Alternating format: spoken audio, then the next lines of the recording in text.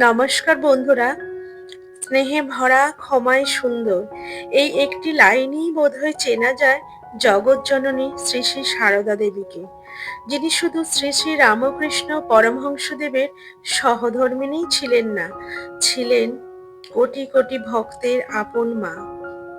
আজ আমরা মায়ের জীবনের এমন দুটি বড় এবং অসাধারণ ঘটনা শুনব, যা প্রমাণ করে মায়ের হৃদয় কতটা বিশাল ছিল এবং কিভাবে তার মাতৃস্নেহ সব ধর্মের, সব জাতের মানুষকে এক করে দিয়েছিল।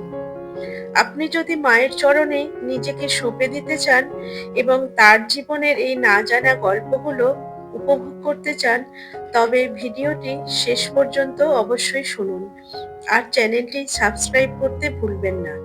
চলুন শুরু করা যাক।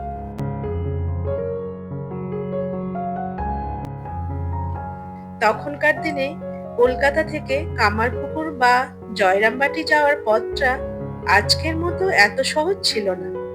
মাইলের পর মাইল পথ হেঁটে অতিক্রম করতে হতো, যার মধ্যে অনেক মাঠ ছিল ভীষণ রকমের বিপজ্জনক এবং ডাকাতদের আস্তানা। 1877 সালের কথা। শ্রী শ্রী মা সারদা দেবী তখন তরুণী। তিনি তার গ্রামের কিছু লোকের সাথে পায়ে হেঁটে দক্ষিণেশ্বরের দিকে আসছিলেন, কারণ গ্রামের ওই স্ত্রী পুরুষ গঙ্গা স্নানে যাইবার জন্য প্রস্তুত হয়েছিল। শ্রী শ্রী মাও তাদের সঙ্গে লইলেন এবং শ্রী শ্রী রামকৃষ্ণ দেবের দর্শনের জন্যই মূলত মা তাদের সঙ্গে নিয়েছিলেন। আরামবাগ পর্যন্ত সকলেই বেশ ভালোভাবে আসলেন। কথা ছিল ওখানেই তারা রাত্রিবাস করবে, কিন্তু বেলা আছে দেখে মায়ের সঙ্গীরা আরো এগিয়ে গিয়ে তারকেশ্বর পর্যন্ত যেতে চাইল। সামনে ছিল 5 ক্রোশ ব্যাপী তেলোভেলোর মাঠ। সন্ধ্যার পর সেখানে ডাকাতদের ভীষণ ভয় ছিল।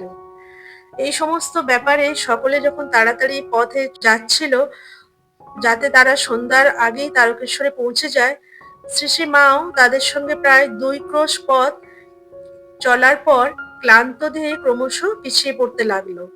সঙ্গীরা 2-1 বার তার জন্য অপেক্ষা করলো।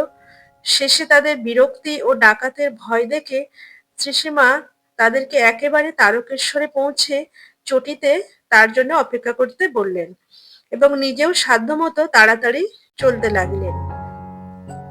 সহসা সন্ধ্যার অন্ধকার মাঠটিকে ঘিরে ফেলল। পথ আর ভালো করে দেখাই যাচ্ছিল না। সেই মুহূর্তে সহসা মা দেখলেন লম্বা কালো ছায়ার মতো কে যেন লাঠি হাতে তার দিকে আসছে। শ্রীসীমা গতি রুদ্ধ করে সেই সময় সেই নির্জন প্রান্তরে নিশ্চল প্রতিমার মতো দাঁড়িয়ে রইলেন। ঝাঁকড়া চুলওয়ালা সেই ভয়ঙ্কর পুরুষ কর্কশ কণ্ঠে জিজ্ঞাসা করিল, কে দাঁড়িয়ে? শ্রীসীমা কোমল স্বরে বলিলেন, বাবা, আমি তোমার মেয়ে সারদা। সঙ্গীরা ফেলে গিয়েছে, পথ হারিয়ে ফেলেছি। দক্ষিণেশ্বরের কালীবাড়িতে তোমার জামাইয়ের কাছে যাচ্ছি। পিছনে একটি নারীকে আসতে দেখিয়া শ্রীসীমা বুঝলেন ইহারই স্ত্রী। এগিয়ে গিয়ে তাহার হাত ধরে বললেন, মাগো, আমি তোমার মেয়ে সারদা। কি বিপদেই পড়েছিলাম, ভাগ্যি তোমরা এসে পড়লে, তাই রক্ষে। শ্রী মায়ের স্পর্শে ও কথায় কথায় তাদের হৃদয়ে বাৎসল্য রসের সঞ্চার হইল। তারা দুজনে তাকে আগলে রাখলেন এবং নিকটে তেলোভেলো গ্রামের একটি দোকানে রাত্রিবাসের ব্যবস্থা করলো। মুড়ি মুড়কি কিনে মাকে খাওয়ালেন এবং সেই বাগদি নিয়ে আঁচল বিছাইয়া কন্যাকে কোলের কাছে নিয়ে শুলো। আর সেই ডাকাত বাগদি লাঠি হাতে দ্বারে পাহারা দিতে লাগলো। পরদিন সকালেই তাহারা যাত্রা করলো। পথে বাগদিনী মাঠ হইতে কড়াইশুঁটি তুলে কন্যার হাতে দিল এবং তারকেশ্বর পৌঁছে সঙ্গীদের সাথে দেখা করালো। আহারাদির পর বিদায়কালে বাগদি দম্পতি আকুল ভাবে কাঁদিতে লাগিল। শ্রী মাও তাদিগকে দক্ষিণেশ্বরে গিয়া একবার জামাতাকে দেখিয়া আসিতে বলিলেন। কিছুকাল পরে তাহারা সত্যিই আসিয়াছিল এবং শ্রী রামকৃষ্ণ তাদের সহিত জামাতার মতোই ব্যবহার করেছিলেন। এই যে অলৌকিক পরিবর্তন ডাকাত দম্পতির মধ্যে ঘটেছিল, যে ডাকাত দম্পতি মানুষকে লুট করত, তারাও মায়ের এই রূপ থেকে এবং বাবা মা ডাক শুনে বুঝতে পারলো এই নারী কোনো সাধারণ মানুষ নয়। সেই রাতে সেই ডাকাত দম্পতি তাদের স্নেহের শক্তির কাছে চরম হিংস্রতাও মাথা নত করিয়েছিল। পরবর্তীকালে সেই ডাকাত দম্পতি অনেকবার জয়রামবাটিতে মায়ের কাছে আসতো এবং মা তাদের নিজের সন্তানের মতোই ভালোবাসতেন। তো এই ঘটনা থেকে আমাদের এইটাই শেখায়, ভালোবাসা এবং স্নেহের শক্তির কাছে চরম হিংস্রতা কিভাবে মাথা নত করে। এইবার যে ঘটনাটি আপনাদের শোনাবো সেটি মায়ের জয়রামবাটির জীবনের একটা ঘটনা। এই ঘটনাটি তৎকালীন রক্ষণশীল সমাজের বুকে এক বিশাল বড় চপেটাঘাত ছিল এবং মায়ের উদারতার সবচেয়ে বড় প্রমাণ। জয়রামবাটি গ্রামে আমজাদ নামে এক মুসলিম যুবক ছিল। সে পেশায় ছিল ডাকাত এবং সমাজে তাকে সবাই এড়িয়ে চলত, অস্পৃশ্য মনে করত। কিন্তু মায়ের কাছে তো কোনো জাতপাত ভালো মন্দের বিচার ছিল না। মা তাকে নিজের সন্তানের মতোই দেখতেন। একদিন মা আমজাদকে তার বাড়ির বারান্দায় বসিয়ে খেতে দিচ্ছেন।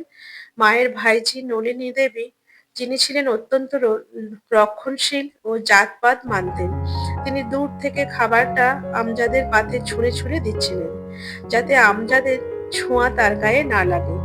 এই দৃশ্য দেখে মা সারদা দেবী অত্যন্ত ক্রুদ্ধ হলেন। তিনি নলিনীকে সরিয়ে দিয়ে নিজে আমজাদের পাতে পরম যত্নে খাবার বেড়ে দিতে লাগলেন। খাওয়া শেষ হলে আমজাদ যখন নিজের পাত পরিষ্কার করতে যাচ্ছিল, মা তাকে বাধা দিয়ে বললেন, না না বাবা, তুমি বসো, আমি পরিষ্কার করে দিচ্ছি।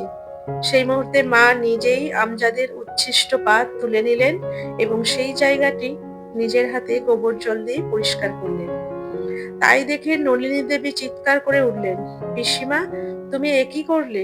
তোমার জাত গেল যে, ও যে ম্লেচ্ছ, ও যে ডাকাত। তখন মা সোজা হয়ে দাঁড়িয়ে গম্ভীর অথচ শান্ত কণ্ঠে যে কথাটি বলেছিলেন তা ইতিহাসে স্বর্ণাক্ষরে লেখা থাকবে। মা বললেন, নলিনী, জেনে রাখিস, যেমন আমার সরস সন্তান, তেমনি এই আমজাদও আমার সন্তান। মায়ের এই একটি বাক্য পুরো সমাজ ব্যবস্থার মুখে এক পরম শিক্ষা ছিল। মায়ের কাছে কোনো ধর্মভেদ ছিল না, কোনো জাতভেদ ছিল না। তিনি ছিলেন সতেরো মা, অসতেরো মা। তো বন্ধুরা, শ্রী শ্রী মায়ের এই দুটি ঘটনা আমাদের মনকে এক অদ্ভুত শান্তিতে ভরিয়ে দেয়। তিনি আমাদের শিখিয়ে গেছেন মানুষকে বিচার না করে শুধু ভালোবাসতে।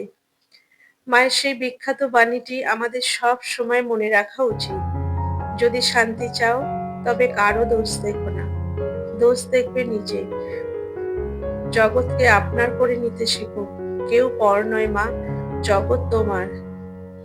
মায়ের এই গল্পগুলি আপনাদের কেমন লাগলো কমেন্ট করে অবশ্যই জানাবেন। ভালো লাগলে লাইক এবং বন্ধুদের সাথে শেয়ার করবেন। দেখা হবে পরবর্তী ভিডিওতে। ততক্ষণে সবাই ঠাকুর ও মায়ের আশীর্বাদে ভালো থাকুন, সুস্থ থাকুন। জয় মা শারদা, জয় মা শারদা।